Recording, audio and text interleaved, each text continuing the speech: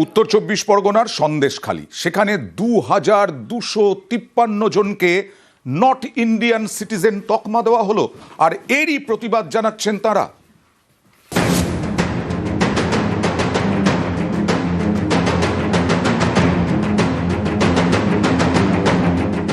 আমাদের এই সন্দেশখালী ওয়ানে একটা লিস্ট বার হয়েছে, অনেকের পাশে, বেশিরভাগের পাশে লেখা রয়েছে যে ইন্ডিয়ান নট সিটিজেন, তারা এখানকার বাসিন্দা নয়।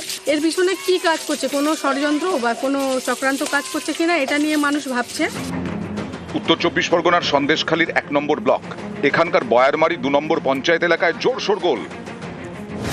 অভিযোগ, এখানকার ২,২৫৩ জনকে খসড়া তালিকায় দেখানো হয়েছে নট ইন্ডিয়ান সিটিজেন হিসেবে।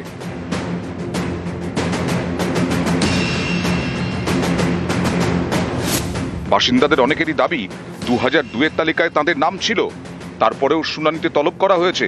খসড়া তালিকায় দেখানো হয়েছে নট ইন্ডিয়ান সিটিজেন হিসেবে, অর্থাৎ তারা ভারতীয় নাগরিক নন। আমার বাপের বয়স ৮৫ বছর, আমাদের ১৪ পুরুষ এখানে আমরা বসবাস করছি।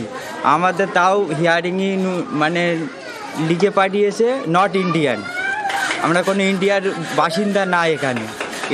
এটার মধ্যে তো আমরা আতঙ্কিত রয়েছি এখানে।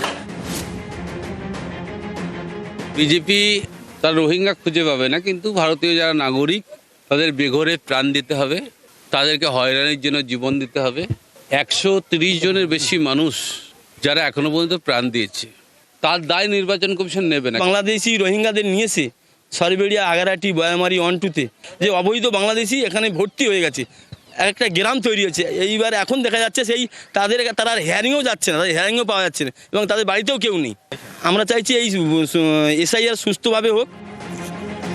উত্তর ২৪ পরগনার সন্দেশখালী থেকে জিয়াউল আলম, নিউজ ১৮ বাংলা।